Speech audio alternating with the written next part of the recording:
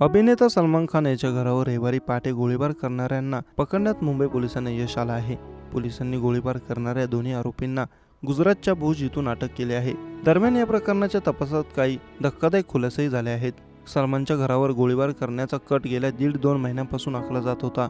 हा कट विदेशात शिजला असून पनवेल इथं घर भाड्याने घेऊन आरोपींनी फार्म हाऊस आणि गॅलेक्सी अपार्टमेंटची रेकी केल्याचं म्हटलं जात आहे। या गुन्ह्यात वापरण्यात आलेली बाईक आणि पनवेलमध्ये भाड्याने घेतलेल्या घराच्या मालकासह काहींना चौकशीसाठी ताब्यात घेतलं आहे। अभिनेता सलमान खान याचे वास्तव्य असलेल्या वांद्रा इथल्या गॅलेक्सी अपार्टमेंटच्या बाहेर रविवारी पहाटे 5च्या सुमारास गोळीबार करण्यात आला। दुचाकीवरून आलेल्या दोघांनी निवासस्थानाच्या बाजूनं 4 ते 5 गोळ्या झाडल्या। गोळीबाराच्या आवाजानं सलमानच्या घरातील तसंच आजूबाजूचे जागे झाले। नेमकं काय घडलं ते कळत नव्हतं, म्हणून सीसीटीव्ही फुटेज तपासण्यात आलं असता दोघे गोळीबार करीत असल्याचं लक्षात आलं। विशाल उर्फ कालू असं एका आरोपीचं नाव असून तो राजस्थानच्या रोहित गोदरच्या टोळीचा शूटर आहे।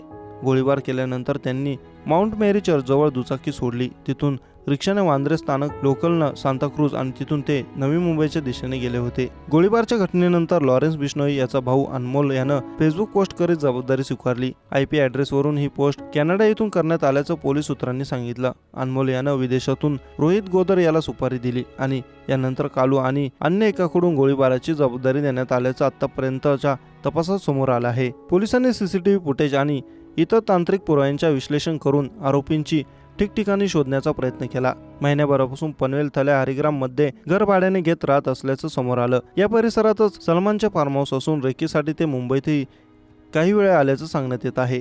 सलीम खान कुटुंबियांच्या गॅलेक्सी अपार्टमेंटमध्ये मोटरसायकलवरून आलेल्या 2 अज्ञात व्यक्तींनी गोळीबार केल्याची घटना अस्वस्थ करणारी आहे। या धक्कादायक घटनेने आमचे कुटुंब हादरले आहे। दुर्दैवाने काही मंडळी आमच्या कुटुंबाजवळ असल्याचा दावा करत स्वतः प्रवक्ते असल्याचे भासवत आहेत।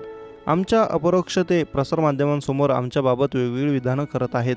हा पब्लिसिटी स्टंट आहे। त्यांच्या प्रतिक्रिया खऱ्या नाहीत। सलीम खान कुटुंबातील कोणत्याही सदस्याने या घटनेबाबत कोणतेही वक्तव्य केलेले नाही।